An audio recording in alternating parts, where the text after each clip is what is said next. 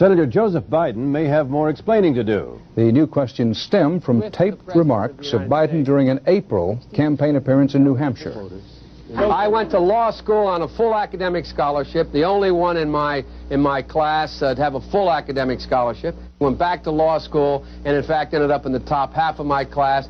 I was the outstanding student in the political science department at the end of my year. I graduated with 3 degrees from undergraduate school and 165 credits, only needed 123 credits. Biden now concedes he did not graduate in the top half of his law school class, that he does not have 3 degrees from college, and that he was not named outstanding political science student in college. Newsweek says Biden actually went to school on a half scholarship, ended up near the bottom of his class, and won only 1 degree, not 3.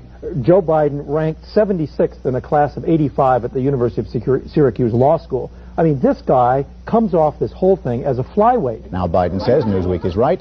His memory had failed him. And I'd be delighted to sit down and compare my IQ to yours if you'd like, Frank. Joe Biden was victimized by the truth.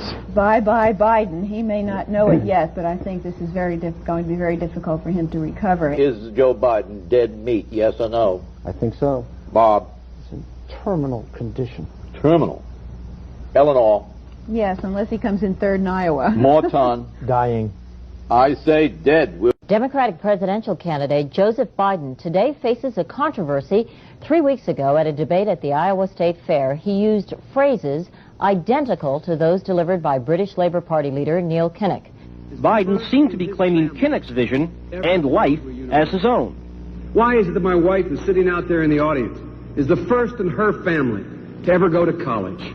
Why is Gladys the first woman in her family in 1,000 generations to be able to get to university? My ancestors who worked in the coal mines in northeast Pennsylvania and come up after 12 hours and play football. 8 hours underground and then come up and play football. It's because they didn't have a platform upon which to stand.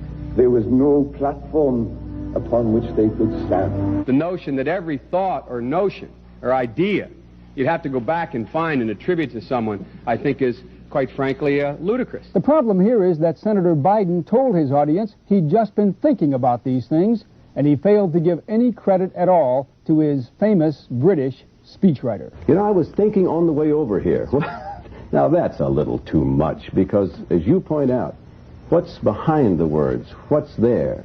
And a lot of people, the rap on Biden has always been that it's just a surface. I should have said, to paraphrase Neil Kinnock, it's the only time I didn't, and all the times I've ever used it. But CBS News found a tape of a second instance. It reappeared in the New York Times with a new charge, that Biden had appropriated a famous litany from the late Robert Kennedy about what the gross national product cannot measure. It cannot measure the health of our children, The health of our children, the quality of our education, the quality of their education, the joy of their play, or the joy of their play. Biden gave Kennedy no credit. He has also quoted or paraphrased John Kennedy, Hubert Humphrey, and British Labour Party leader Neil Kinnock, all without credit.